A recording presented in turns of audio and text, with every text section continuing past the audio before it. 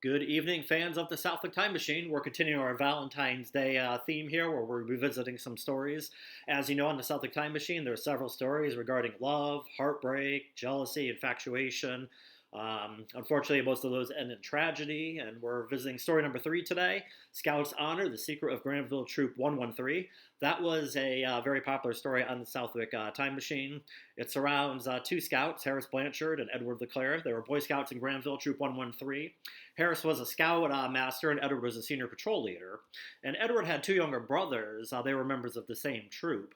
However, for reasons unknown, they were going to drop out of the troop, and Edward, he was contemplating the same about leaving the troop, but it's unclear why. It might have had to do with Harris, as you'll find out as we go through the highlights of the story. So Edward was really good in the Boy Scouts. He earned more than 30 merit badges in a relatively short time period, and Harris took a really strong liking to him. Folks in the area who knew about the relationship called it unnatural. Harris and Edward attended a Court of Honor ceremony on February 16, 1938. At that time, they were each presented with the prestigious Eagle Scout Award. Now, that's the Boy Scouts' highest rank, so it's probably very exciting for them to get that. So Edward's brothers, they go ahead and quit the troop around this time. Harris finds out that Edward's planning on quitting too, and he doesn't like that very much. So on March 19th, 1939, Harris has Edward sign up just a blank sheet of paper. Edward, he's thinking it has something to do with a scouting activity, so he doesn't give it much thought. He signs the paper and pretty much just goes on about his day. Now, Edward's family had a camp off of North Lane in West Granville, and the troop met there on March 25th, 1939. The camp was near the LeClair's house. It was just basically a two-room shack. The troop used it as their headquarters, and at this meeting on March 25th, 10 boys attended the meeting.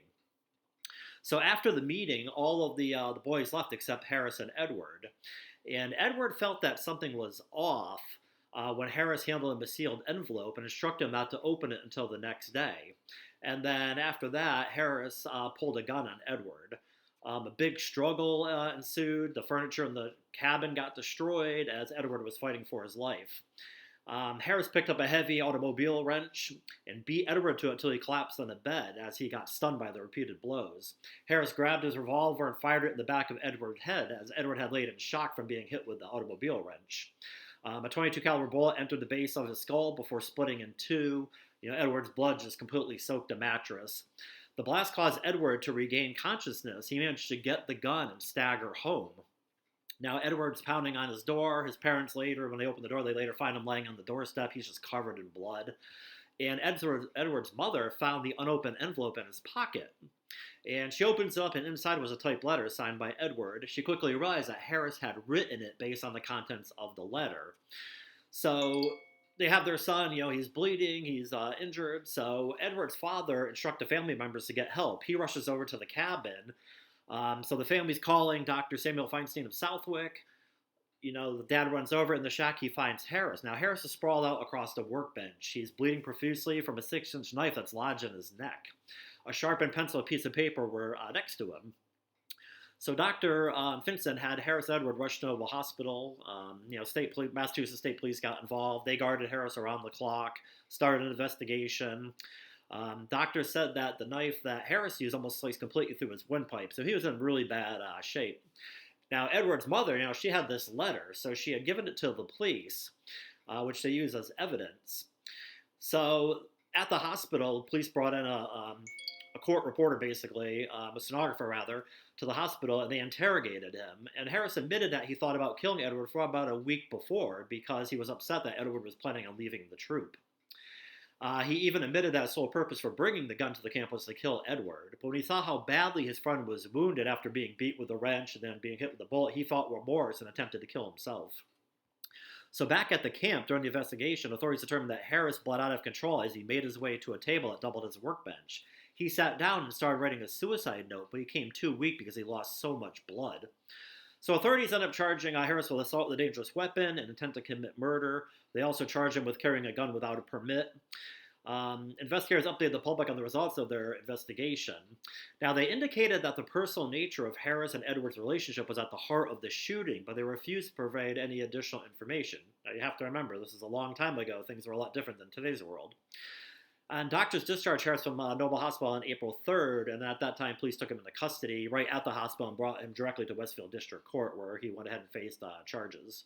So, very interesting story. Um, Harris, he didn't say a word during his arraignment. After the judge read the two complaints against him, his counsel entered a not guilty plea. He also said his client waived the required mental health examination observation period that's required under Massachusetts state law. So the judge ordered Harris bound over to the May 1st sitting of the grand jury. That's pretty much common practice. He set bail at $15,000 for the murderous assault attempt and $1,000 for the gun charge. Now, you got to remember, that was a lot of money back then. With Harris unable to raise bail, officers were moved into the county jail, and he basically sat in jail awaiting trial. Now, weeks later, Harris's attorney urged him to waive his indictment and go ahead and plead guilty to the charges. So in Massachusetts Superior Court, April 25th, the district attorney read the letter Edward's mother had found. In the letter, it asked permission for Edward and Harris to be buried next to each other in the Blanchard family plot.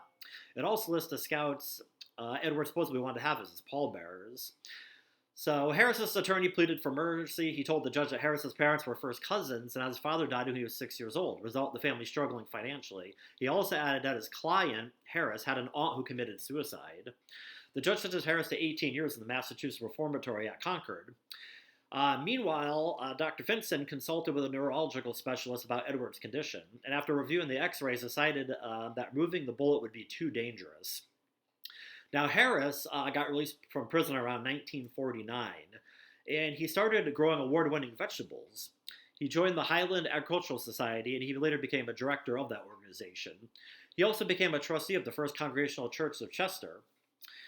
And, Harris, he won a bunch of awards for his the vegetables and stuff that he grew. He was apparently an amazing gardener / farmer. Anyway, on September 27th, 1962, two girls riding on a bus happened to notice a car in the underbrush at the bottom of an embankment. When they got home, they told their father about what they had seen. So the father went to investigate. He found the body of a man with a fractured skull and a crushed chest behind the wheel. The body turned out to be Harris Blanchard. Now, Harris was supposed to appear in Westfield District Court on September 28th to answer moral charges involving two boys aged 15 and 16. He was out on a $5,000 bond while waiting trial after he pleaded innocent on September 11th. On the day they discovered his body, a judge ordered the charges against Harris dismissed. He was dead, can't prosecute a dead person. Investigators determined that Harris's car struck a tree and rolled over down the embankment. They estimated he had been dead for at least 24 hours. In 1963, the Highland Agricultural Society began awarding the Harris Blanchard Memorial Trophy to winners of the best vegetable display at various agricultural fairs and other events. Michael Dolan of Southwick won the trophy in 1965 for the best vegetable table in the youth group. He won it again in 1966. So a very interesting story. It was very popular in the Southwick Time Machine. You can check it out by using the tabs under True Crime, or you can put it in the search bar and pull it up that way. It's called Scout's Honor. And then there's also some interesting stuff you can see in the edited out author's additional research notes. It talks about Harris's father. He was a son-in-law of Charles Johnson. He died in 1919. It was the third death in the Johnson family within a few weeks. Charles Johnson now was the grandfather of Pioneer Dairy founder Charles Nutter, which people may know. Where the Pioneer Dairy was built, that was originally, that whole corner, that whole area was basically all controlled by the Johnsons. It was a very rural area way back when.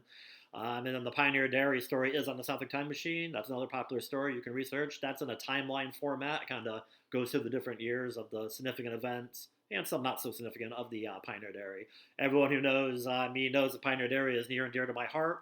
My parents worked at the Pioneer Dairy. My dad started there when he was 17 years old. He worked there basically until the day he died.